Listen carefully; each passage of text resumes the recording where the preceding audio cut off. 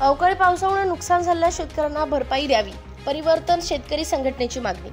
मागील आठवड्यापासून सर्वत्र धुवाधार अवकाळी पाऊस कोसळत असल्याने शेतकऱ्यांच्या उन्हाळी पिकांचे अतोनात नुकसान झाले। त्यामुळे शेतकऱ्यांच्या हातातोंडाशी आलेला घास हिरावला गेल्याने शेतकरी वर्ग पुरता हतबल झाला आहे। या अवकाळी पावसामुळे ज्वारी, बाजरी, तीळ, भुईमूग या पिकांना खूप मोठा तडाखा बसला।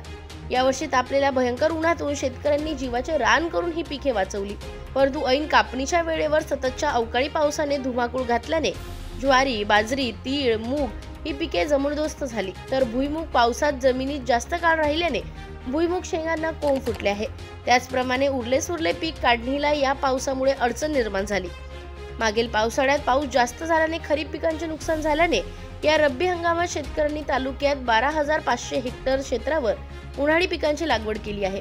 त्यामध्ये भुईमूग 1,500 हेक्टर, तीळ 4,800 हेक्टर, मूग 207 हेक्टर तर ज्वारी, बाजरी 425 हेक्टरवर या पिकांची लागवड करण्यात आली।